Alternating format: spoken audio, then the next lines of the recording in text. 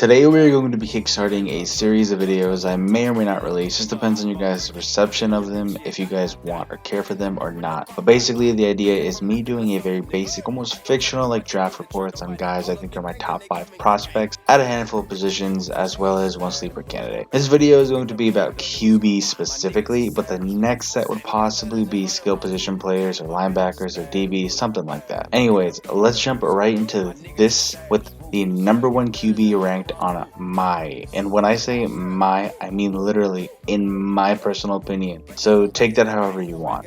So the number 1 QB on my board would be Georgia's Jonathan Covington, coming in at 6'4", 229 pounds, and 21 years young. This guy is currently projected to go first overall. And honestly, it's pretty easy to see why this guy is projected to go first overall. Just look at the numbers. 72% completion percentage, 3,000 plus yards in the air, 41 touchdowns, and 9 picks. He also single-handedly willed that Georgia team to a championship, and in the process got a Heisman. He's the Heisman winner of last year. That alone tells you he's the best player in college football right now. In my opinion, you would be remiss to not take him first overall. If you are a QB needy team, if you are desperate for a quarterback, which most teams in the first top 5 picks usually are, this is your guy. He's basically the Andrew Luck or Joe Burrow of this draft class. If you don't take him, you are basically saying, I don't want a generational QB talent who's going to change my franchise forever. Number 2 off my board is Miami's Kyrie Barkley, who is 6'6", 232 pounds, 21 years old, and projected to go 6th overall. This guy is the fastest QB in the class, and the stats definitely bear that out. He has the most rushing touchdowns of any QB entering the draft class with 8. Kyrie is basically going to be a great consolation prize for any team who can't get in on the John Covington sweepstakes. I mean, he's not even a bad QB. He won the Maxwell Award in college. He's going to be an extremely good and above average starter for you. He has the potential to reach Covington levels, but he's just not there yet. He's definitely a little bit more raw. His game is also a little bit different in the sense that he's more of the extending plays Russell Wilson askew type. Although he doesn't have that kind of speed, he's that type and mold of a QB. Regardless, I think Kyrie's projected round is probably correct. I see him going somewhere around that 6th overall, 8th overall, 7th overall. Anything past the 10th, and I feel like it's a steal, especially for a team who needs a QB. And now the 3rd ranked QB on my board is Notre Dame's Jeremy Bryan, who's coming in at 6'2", 226 pounds, 23 years old, and projected to go at the 22nd overall pick. And it's no surprise that Jeremy Bryan, the Notre Dame product, is an extremely intelligent QB. He's a chemistry and physics major. His most notable attributes are being a gym rat and studying his ass off before games. And as you can see by the stats, it usually translates to the field. The only real reason why Bryan is going later than the first 2 guys on my board is because 1, his age, he's 23 years old, and those 2 years are pivotal for a QB's development. And the second one is Bryan's great, but he doesn't necessarily have anything that stands out. He doesn't have the arm that Covington does. He doesn't have the speed that Barkley does. He's kind of just like there. He's a good QB, a really solid QB to take in the late first round. To put it simply, if you're a QB needy team, you have 3 really good options to pick from in the first round. Alright, number 4 off my board, and my personal favorite, Mr. Ben Guerrero of Mississippi State. He's coming in at 6'3", 238 pounds, 23 years old, and he's projected to go 5th overall in the 2nd round.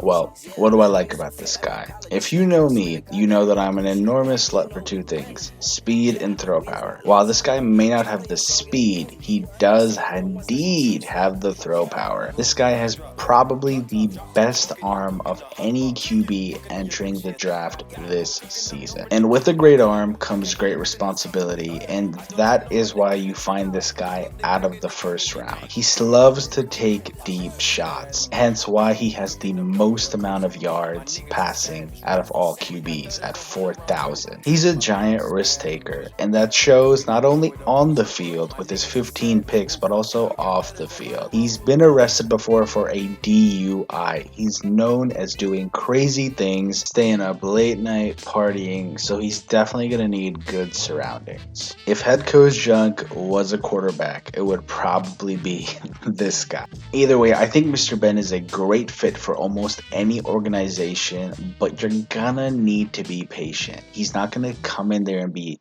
a day one Joe Burrow type, John Covington type QB. He's gonna need probably 6 to 8 weeks to properly develop, get fit into the system, and then he'll be good. If you're an organization that can't develop a QB, I think you should definitely stay away from this QB. The guys above him are definitely more better and polished product. This is more for franchises who are good at developing quarterbacks.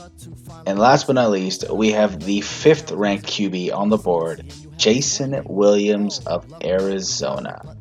He is 6'5", 241 pounds, and 21 years of age. He's projected to go 24th in the 2nd round.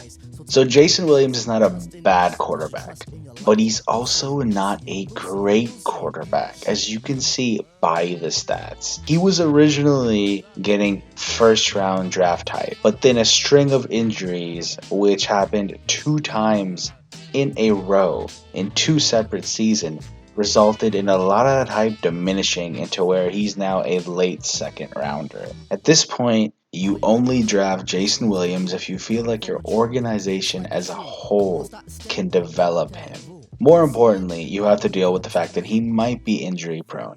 He might get more injuries, and this might be a failed pick. Definitely a risky pick, but Jason is one of those QBs that's like a blank canvas. He can fit in almost any organization, and with the right coaching, he can develop into a good to great QB. Besides doing my top 5, I'm also going to be giving away a sleeper. And so this draft's QB sleeper, in my opinion, is Bruce Darling of Clemson. He's weighing in at 210 pounds, standing tall at 6 feet, and he's about 23 years of age. He's currently projected to go in the 6th round, 18th overall pick. Ah yes, Bruce the Dickhead Darling. They call him that because during his stint while he was on methamphetamines, he thought it would be a genius idea to get a dick tattooed on his forehead. He proceeded to rock the dick on his forehead for over 6 to 8 months before finally getting clean and eventually getting the tattoo removed. Now, you can clearly see why he is supposed to go in the 6th round. He comes with a lot of off-the-field baggage. However, at the same time, he put up a pretty decent amount of stats in an extremely power run heavy offense. A lot of teams are interested on his potential. If he can stay clean, there is a chance that this guy could be an absolute steal. But again, it's a risk. Alright, ladies and gentlemen, that's just about gonna do it. Here are my official top 5 QB picks with the sleeper at the end. Let me know if this is something you guys want to see more of. I can do more videos, especially on the rest of the draft class, etc. Yeah, that's about it. Oh yeah, and shout out Team Junk, let's fucking go.